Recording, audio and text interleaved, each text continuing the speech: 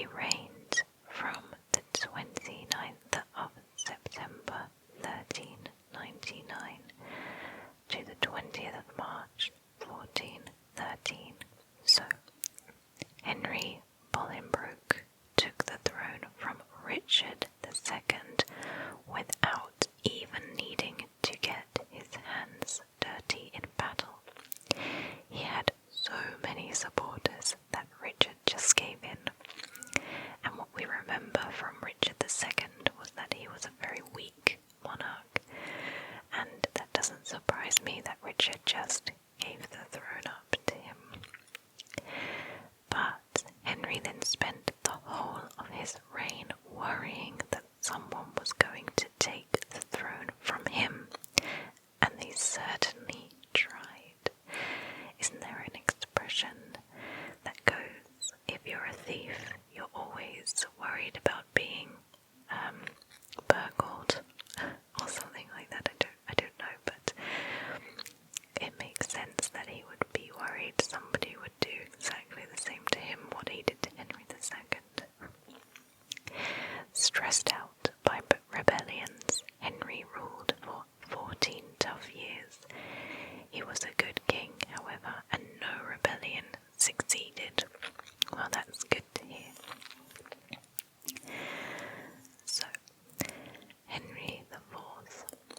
Henry Bolingbroke, named after the castle where he was born, was the son of John of Gaunt and the cousin of Richard II. Not a man with an especially strong claim to be the king, you might think, and after all, Richard had lots of other cousins.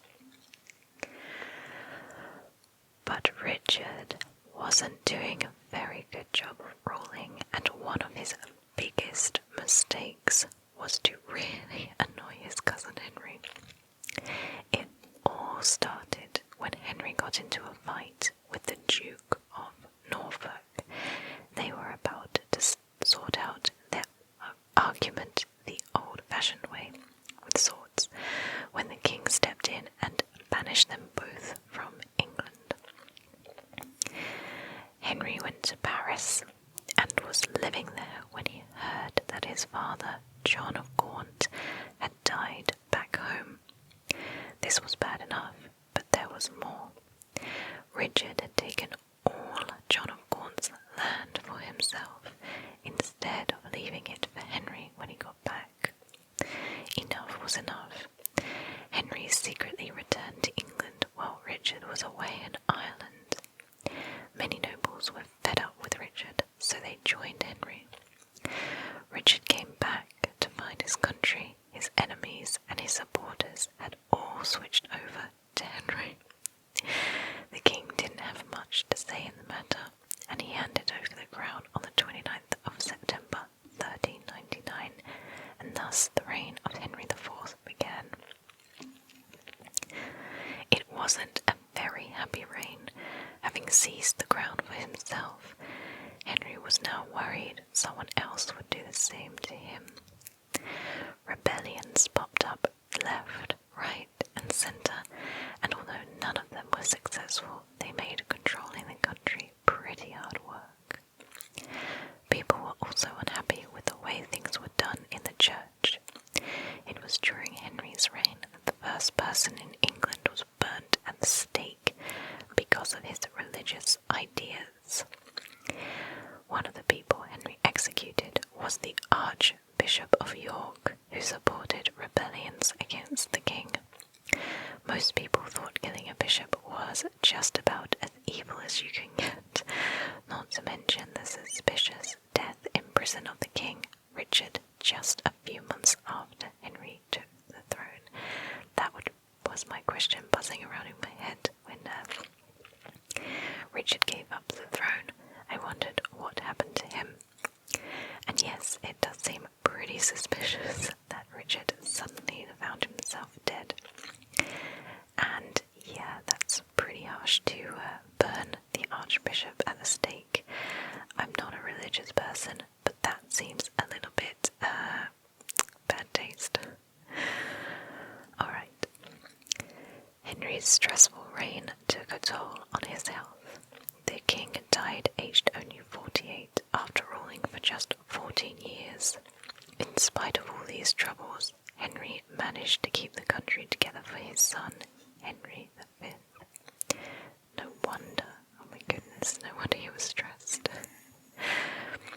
Alright, throne under threat. Because Henry IV's claim to the throne was a little bit shaky, lots of people tried to take it from him. He had to fight off rebellions from the Welsh, the Scots, and his fellow Englishmen. One of the English rebels was Sir Henry Percy, known as Harry Hotspur. The king's forces met Harry's at the Battle of Shrewsbury in 1403. Henry had a new coat of arms designed for himself, and all of Harry's men would have known to look out for it, so the king had some of his soldiers dress up in his opponent's coat of arms to confuse the enemy. It worked. Harry Hotspur was defeated and the king lived to keep his throne. That is very, very clever. Very, very clever indeed. And this word, Hotspur, there's a football team in the UK called Tottenham Hotspur. I'm not sure if this is any correlation to this word. I'm not sure of the etymology of it, but if anybody knows why we call Tottenham Hotspur that, I would be really interested to know. Not that I'm a football fan or anything like that. Alright, awkward end. Henry once heard a prophecy that he would die in Jerusalem. Great, thought the king, I'm not going there anytime soon. But when Henry suddenly fell ill while praying in Westminster Abbey, he was carried into a room called the Jerusalem Chamber. He opened his eyes and asked where he was. Jerusalem, came the reply. And after thanking God, Henry promptly died, just as the prophecy had predicted. That seems a little bit far-fetched, but I suppose we've got no one to corroborate those facts. Alright, so let's look at the painting. So he seems to be a very wise looking ruler. He has on this lovely headdress here. Doesn't look like a crown or anything, just some sort of like regal headdress. He's got this lovely facial hair going on here. A little bit more sparse than what we have looked at in other monarchs. He wears these really elegant robes of green velvet and gold. And we have a red rose here as he's carrying in his hand along with the scepter. That completes this kind of ensemble. He looks more like a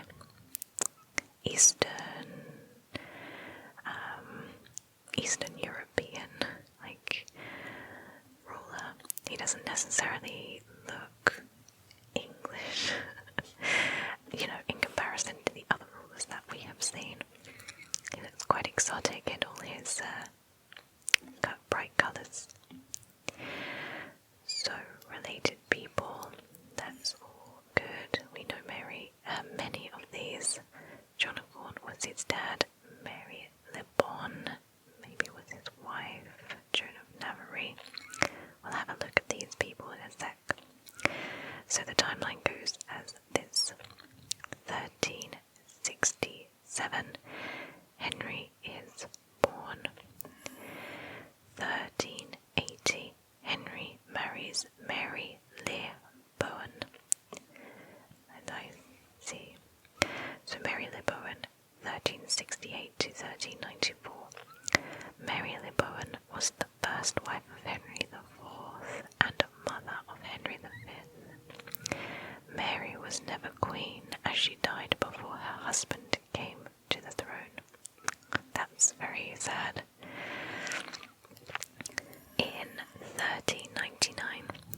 IV seizes the throne.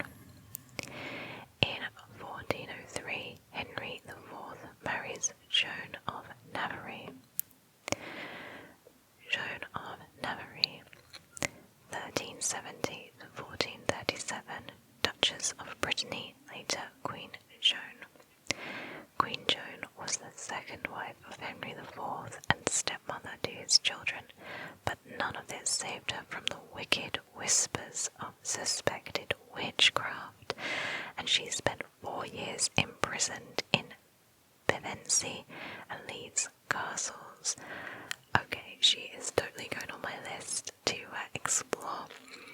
Suspected witchcraft is very interesting, and what a claim. And in 1413, Henry IV dies. We've looked at John of Gaunt, have we? I think we did look, but we'll recap. John of Gaunt, 1340 to 1399, he was the Duke of Lancaster. John of Gaunt, or rather Ghent, the town in Belgium where John was born, was the 4th son of Edward III. Through his title and marriages, John owned over 30 castles and controlled the land in almost every part of the country. He was as rich as a king. I remember this guy. Unsurprisingly, this didn't make him very popular with everyone else. He helped to look after his nephew, the 10-year-old Richard II, and it was some of John's bad decision-making that led to the Peasants' Revolt in 1381. John is probably most remembered for being the father of Henry Bolingbroke, the man who would take the throne from Richard II and become Henry IV, the first ruler of the House of Lancaster. Yes, I remember. Who is Humphrey of Lancaster? So Humphrey of Lancaster, 1390 to 1447, he was Duke of Gloucester. Humphrey was the son of Henry IV and an all-round good fellow. He was popular, a great patron of the arts, clever and well-educated. He was very close to his brother Henry V. They fought together at the Battle of Agincourt. After Henry V's death, Humphrey became a protector to the new baby king, Henry VI, but his wife Eleanor was accused of witchcraft and imprisoned, and Humphrey, too scared, was accused of treason. He didn't live to see his trial. That's a shame. I think they've got this wrong here. His wife Eleanor, but it was Joan who was suspected of witchcraft, not Eleanor. That's interesting. Alright. Maybe a little flaw in the Kings and Queens app. Yes, Henry. No, we don't want Henry. We want to look at Humphrey, but his wife Eleanor was accused of witchcraft and imprisoned, and Humphrey too was accused of treason. Alright, so that is everything on Henry IV. Let's take the quiz and see how much we can remember. Henry IV, question 1 of 3. Henry IV was the first king of which house? Was it Lancaster, York, Hanover, or Stuart? I'm going to go with Lancaster. Correct. Henry IV was the first king in the house of Lancaster. Next question, 2 of 3. For how many years was Henry IV king? Was it 14, 45, 30, or 5? I'm going to go with 14.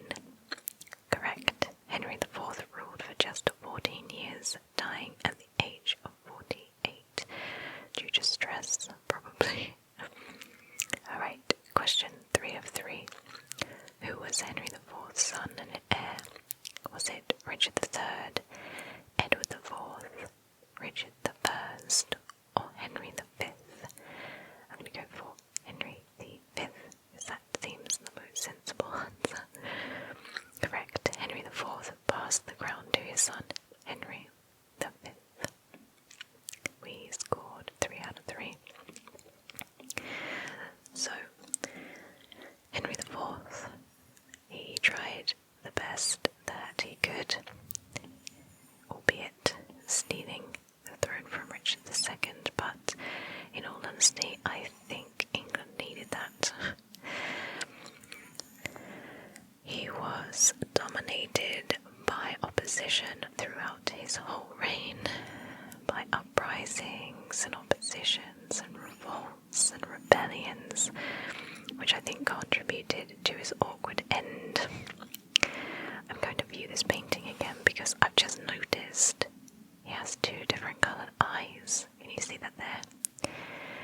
I don't think it's a trick of the light. I think this eye, his right eye, is blue and his left eye is brown.